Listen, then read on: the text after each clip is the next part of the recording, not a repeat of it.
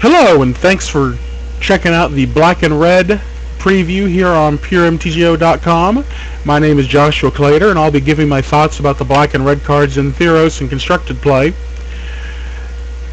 We are looking, as I've said today, we are looking at the Black and Red cards, and we'll go ahead and start off with Agent of the Fates. This is a 3-2 for 3 with Death Touch, and it has Heroic of whenever you cast a spell that targets Agent, each opponent sacrifices a creature. The Death Touch is nice, the body is nice. I could see this card being played as a 3-2, as the 3-2 for 3 with Death Touch. You're going to be playing Lifebane Zombie in this slot, who's the 3-1 Intimidate that removes a green or white creature card from their hand. But I'm not entirely sure if you're going to be able to make enough room for Agent and Lifebane Zombie. I believe it'll see some minor play in Standard. It really depends on the auras and other spells that you will be targeting Agent of Fates with. My problem with Heroic is if you build around it, you've got to have a bunch of spells. And the best spells in Constructed are what? They're removal, right? Or they are auras that protect your guy. Black's not really known for auras that protect your guy, but they are known for removal. And if you're paying 3 mana to make a 3-2, and then casting a spell that will kill your 3-2, you're not really making out here, are you? But I think this guy's going to get played just off body alone, so it looks like it'll have a small impact. Moving along, we've got Dark Betrayal. It's the instant destroy target black creature for 1 black. I like the looks of this. I like that it can take out Dark Confidant. I like that it can take out Obsidian at instant speed. And those are two well-played, tough-to-deal-with guys. On top of that, it also gives Black an answer to Blood Baron, I believe. He's protection from white and red, right? Let me check. Getting on my phone real quick. I think Dark Betrayal takes out Blood Baron. I'm probably wrong. It's been a long time since I've seen or cast him.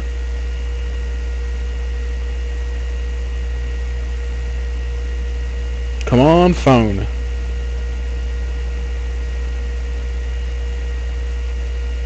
Protection from white and from black. Okay, so this card doesn't actually take out Blood Baron. Well, dang. I guess you still have to play Mysium Orders for that. However, the instant speed ability to destroy Obsidian shouldn't be overlooked.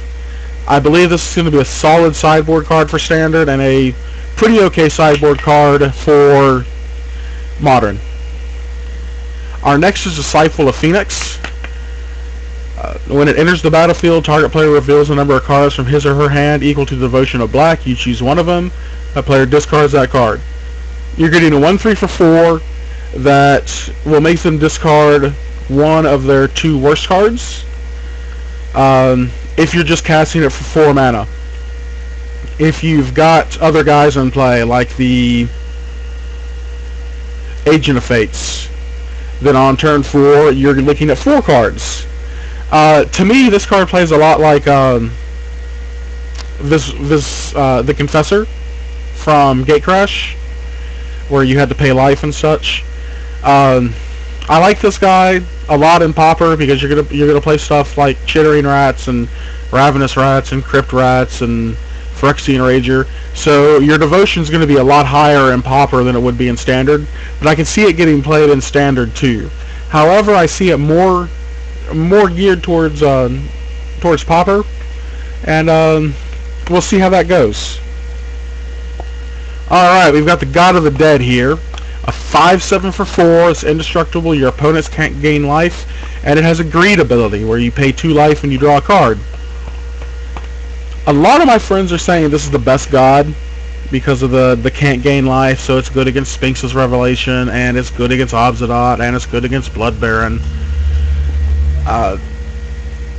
I think this god is very good. I don't think it's as good as Heliod, but they could have, like, I would have been just fine with this if they'd stopped and said your opponents can't gain life. The paying 2 life and drawing a card is fairly great for I think Greed's seen play before, Necropotence has seen play, Yawgmoth's Bargain. Pretty much, I mean, this is closer to Greed than it is to Bargain or Necro. But this is one of those cards that it actually helps you get towards Devotion, because you're drawing cards to play more cards, to put more black mana into play to where you can actually attack with your 5/7. Whereas with Heliod, you're just putting in a bunch of creature tokens. God of the Dead, I think, is going to be very good in Standard. I can't really think of a place for it in Modern or any other formats, but it's definitely going to see a lot of play in Standard. We have the Grey Merchant of Asphodel. This guy's a 2/4 for 5, where each opponent loses X life, and X is equal to your devotion to black. You will also gain X life. So for 5 mana, you're getting to drain 2 and gain 2, and you get a 2/4 body out of it. I love this guy. Again, I think he's more suited towards Pauper than he is towards Standard, but I also believe that there's going to be a very good deck for him in Standard. I think the life gain ability is going to go great for him, and it's going to get paired up with God of the Dead. So with that, I believe the Grey Merchant will fit well in Pauper. It'll probably fit better in Pauper than the Disciple will, but we'll just have to play with them and see how they go. Our next card is Hero's Downfall. 1 black, destroy target creature or planeswalker. It's an instant. I like it. It's fairly simple. Destroying a planeswalker should be a rare ability. It's a Dreadbore that costs 2 black instead of a black and a red. I think this card's fine. I think it has the same problem that Murder has, in that there's so much good targeted removal in Standard now that you're not going to want to run the full playset, because you have Doomblade. So I see this being maybe as a 2-of, but I still see it getting a ton of play. Black having an answer to a Planeswalker is fantastic for the color. Night Howler, this is your game day promo. It is one of the few bestow creatures that I think is actually playable. It gets it's X plus X, where X is equal to the number of creature cards in all graveyards.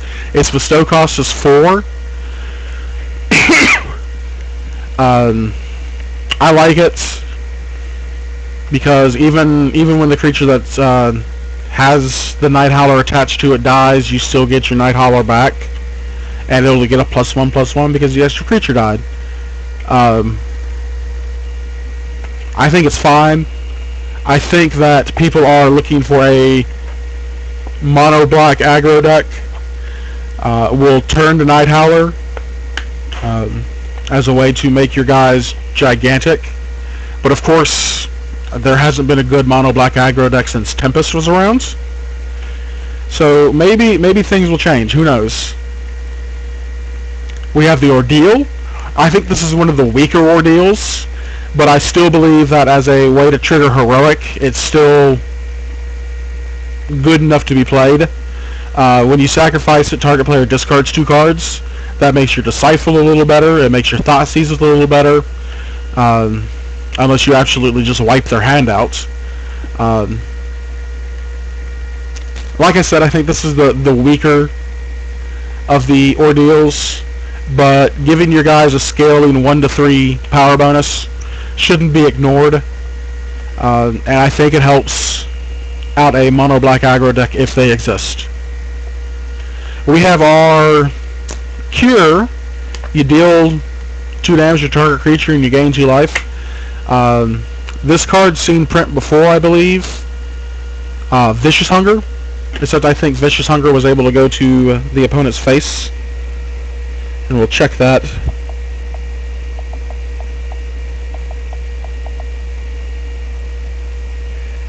Just real quick here.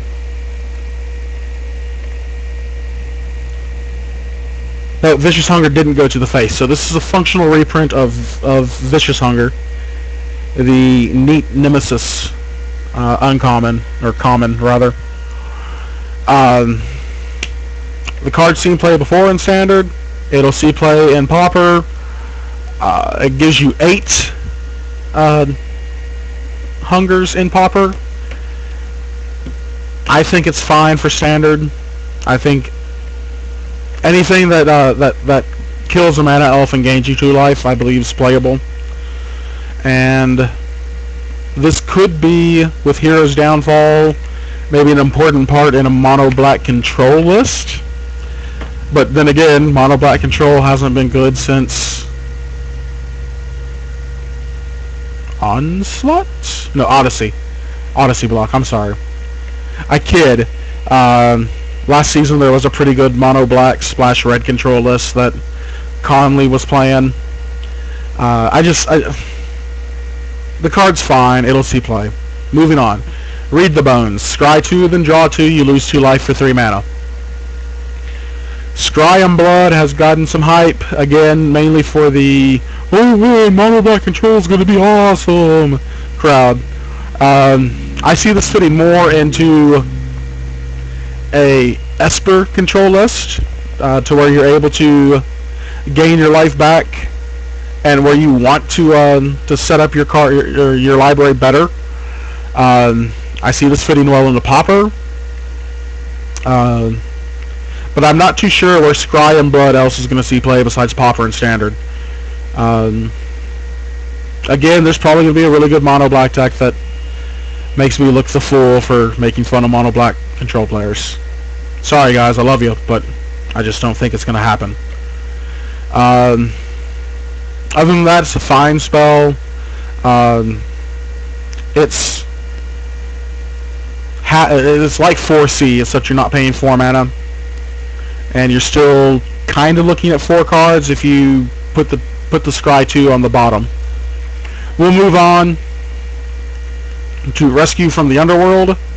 I was really concerned that with the rotation of Unburial Rites that there wouldn't be a good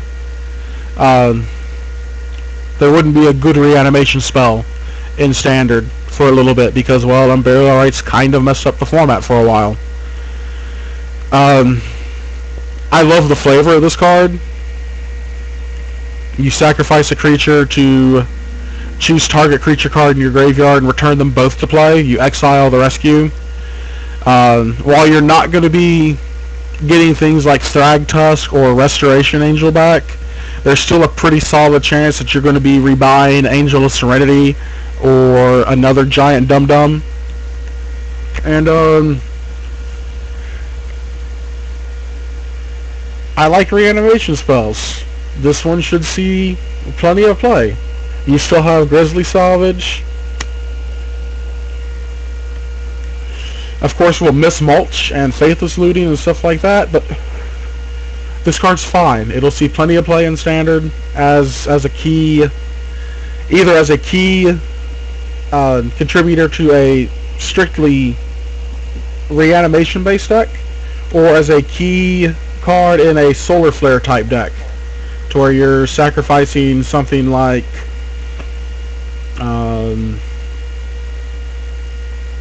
an activated key rune. That's not right. Dang it. Well, to where you're sacrificing something small, like maybe an activated Mutavault, to get something huge back. So that's where I'm going to stick with it. The card's good. It's going to get played. Hooray! Thoughtseize, one of the best cards in Modern. It, of course, already sees plenty of play in Jund and the Black-White uh, Avatar of Hope deck. It sees play in Junk. It sees play in anything that has black. It will see play in Standard because it is a fantastic card. It gives black an out to enchantments. Granted, if they're in their hands. Thoughtseize has long been known to be a very good card, and its reprint does not change that. It's still a very good card. It may be one of the best 10 in the set. It's going to be very annoying to play against Thoughtseize for the next 2 years, but you know what? I'm happy to have it. It will always have a broader implication in Modern than it will in Standard because of the larger card pool, and it was too expensive in Modern, and I'm happy with the reprints. So thank you all for bringing Thoughtseize back. Good job. Tormented Hero. It's a 2/1 that enters the battlefield tapped for 1 black. Has Heroic whenever you cast a spell that targets it. Each opponent loses 1 life. You gain a life equal to a life lost this way. Okay, Gravecrawler sees play.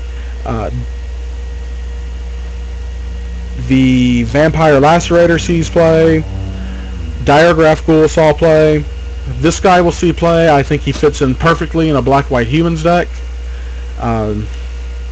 He fits well with Xanthrid Necromancer. He fits well with Cartel Aristocrat. I believe without Strongcourt Noble being in Standard, that humans will have a bigger chance to shine without the natural hate for it. I like it. I like my 2/1s for 1. This guy is just fine. His drawback isn't really much of one. So I believe he's going to see a ton of play, and that will make me happy. Now we've got the God Whip. Creatures you control have lifelink.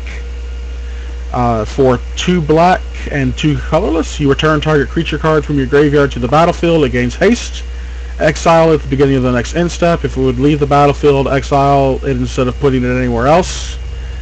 Activate this ability only anytime you can cast a sorcery. Neat! You get to do cool tricks with Aetherline and Obsidots. Aetherline, you exile it after you attack with it. And it will remove the whip thing of exiling at the beginning of the next end step.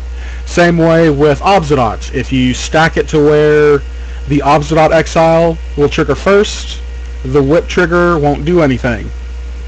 So this is abusable, reusable reanimation, and it gives lifelink, which I think is rather neat since it pairs nicely with the God, who says your opponents can't gain life. I think it's cute.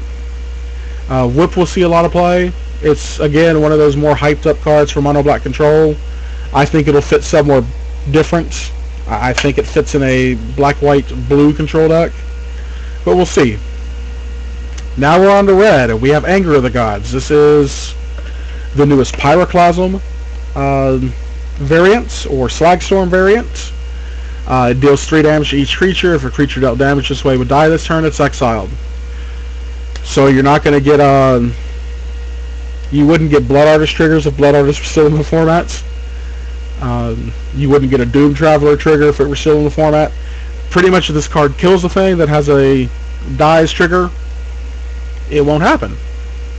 Anger of the Gods is one of those cards that you would really like to see Pyroclasm be in that spot, but I believe WotC has just moved it to 3 for 3. It's a fair card. It's fine. It will see play, and we'll move on. We have Ember Swallower next, who's a 4/5 for 4. Great body for its cost. It has a 7 cost of Monstrosity, or 7 cost for Monstrosity. You get 3+1/+1 counters, and when it becomes monstrous, each player sacrifices 3 lands. Neat. It's kind of a wildfire. It's It's like Magnivore, but you're not relying on Stone Rains and Eye of Nowheres. If there's a big red control, I think this guy fits in there. A 4-5 for 4 isn't anything to scoff at anyway, so he's going to see play just based off his body alone. The monstrosity cost is, I believe, a bonus. I don't think it sees play in anything but standard and block. So we'll move on. Fanatic of Mogus. I know that I said that wrong, but that's okay. It's a 4-2 for 4, so you're looking at a Flame Tongue Kavu. When it enters the battlefield, it deals damage to each opponent equal to its devotion to red, or to your devotion to red. So in a dream scenario, you've got a turn 1 1-drop. Let's say Satyr. So there's 1 red mana. Turn 2, you have played a Burning Tree Emissary and a Fire Fist Striker. So we've got 4 red mana. Turn 3, we've played Boros Reckoner. So now we're up to 7 red mana. You've attacked for 2, 4, or twice with the Satyr, and once each with the Burning Tree Emissary and the Fire and the Striker. So he's taken 8 damage already. You have 7 red mana in play, thanks to the Reckoner, the Emissary, the Striker, and the Satyr. And with this would be your 8th mana. So you're doming them for 8 on turn 4, if you get that magical Christmas land start. That puts them at 4 on turn 4, and you suddenly have 3 guys that are attacking.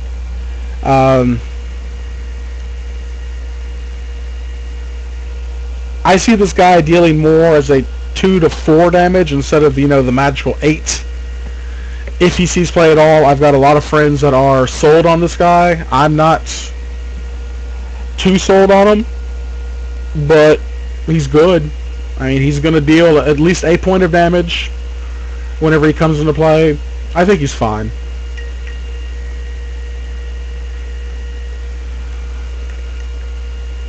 Our next card is Fire Drinker Satyr. It is the Jackal Pup with fire breathing. I'm excited about this card because I think that Foundry Street Denizen is not the kind of red card that I want to play with, whereas this guy is. Foundry Street relies on way too many other creatures, whereas the Satyr just relies on you drawing lands. And a 2-1 for 1 is better than a 1-1 for 1. I mean, they're still going to trade, but I just think that this guy is better than Foundry Street. The art's amazing, and I, for one, am happy to see a new Jackal Pup in Standard. I think that the amount of Magic that I've played over the past couple of weeks that has been devoted to mono red aggro has made me into a red deck wins kind of player, and I'm happy to give this guy a go since I missed out on Jackal Pup the first time around. We've got the Hammer.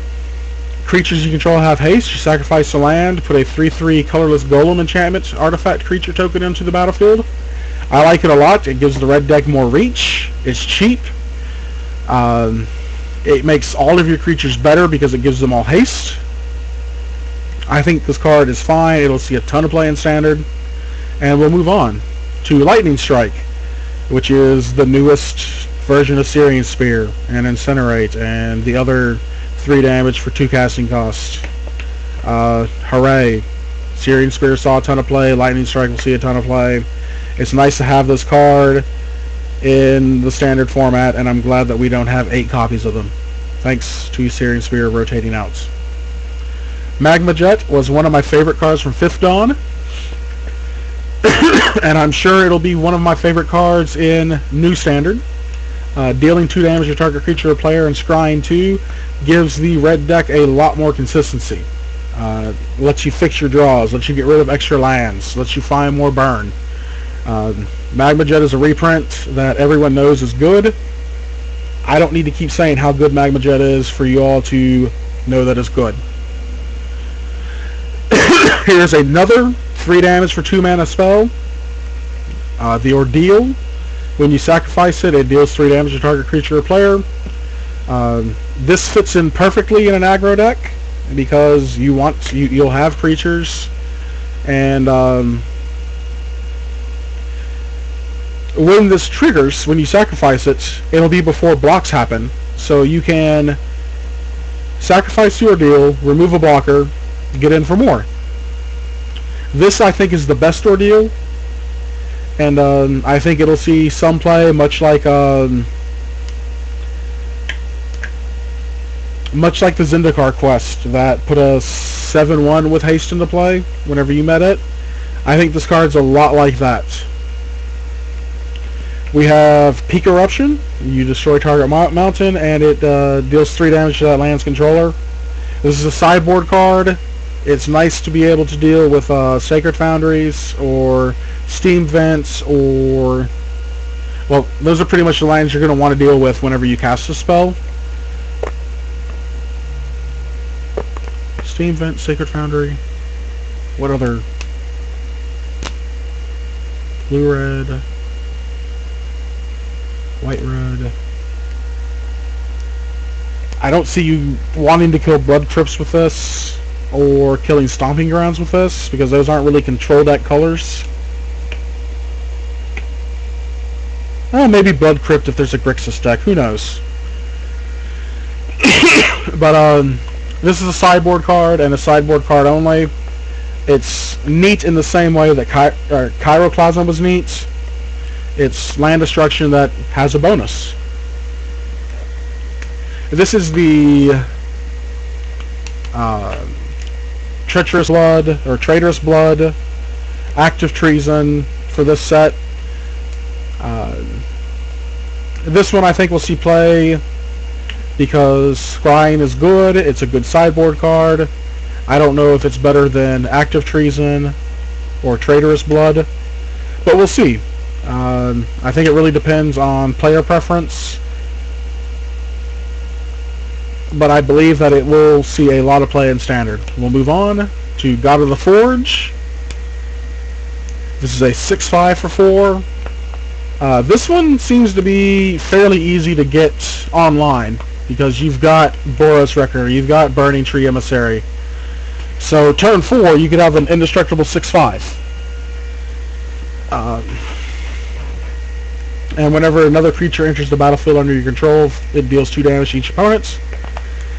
This may be actually the best god, because it's so easy to get this guy online, and you're in an aggressive god and an aggressive color.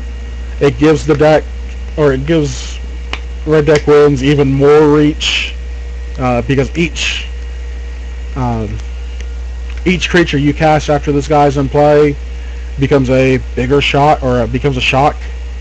The creatures you control get +1/+0, and it's nice, but I'm not too worried about that. I'm more worried about the 6/5 indestructible and the deals 2 damage to each opponent whenever you cast it, or whenever another creature enters the battlefield. So yeah, we'll go ahead and say the God of the Forge so far is the best god.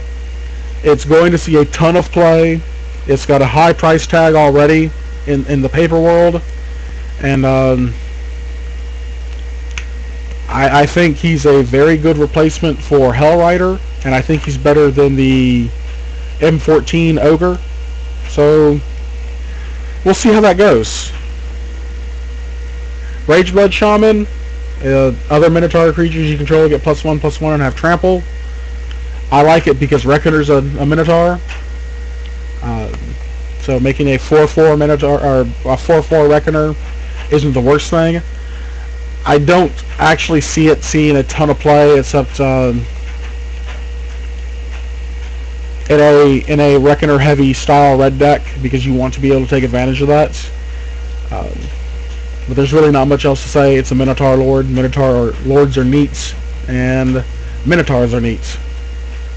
Spark Jolt is a mini magma jet. It deals 1 damage to target creature or player, and you scry 1. I'm fine with this. I think it sees a lot of play in Pauper, and I think it sees a lot of play in Standard.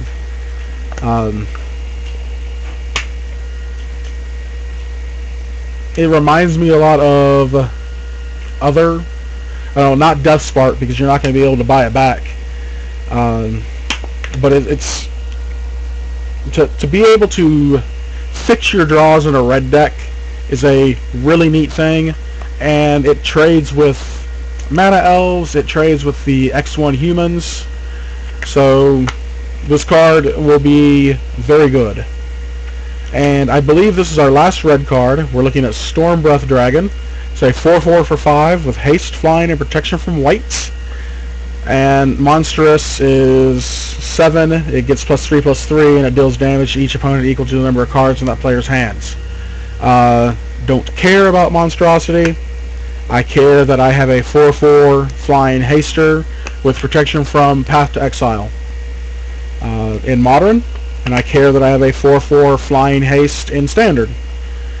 This guy's great. He's not Hellkite great, but nothing. I mean, you can't get Hellkite every time. You can't get a 5/5 for 5 that deals a point of damage to all flying creatures and taps them. I believe this dragon will be the next in a line of mythic dragons to see a ton of play, and it's great. I think it'll see play in Modern. I think it'll see plenty of play in Standard. And with that, I am going to go ahead and end our look at Black and Red. Tomorrow we will be looking at the green multicolored artifacts and lands of Theros as we wrap up our look at Theros and Constructed. I thank you all for viewing. I hope that this will generate a lot of discussion in the way that it's not just, ho, you're wrong and dumb. But with that said, thank you for watching us here on Pure MTGO. Enjoy Theros, enjoy the last days of Old Standard on Moto, and have a good time at your pre-release this weekend. Thanks for watching. We'll see you later. Bye.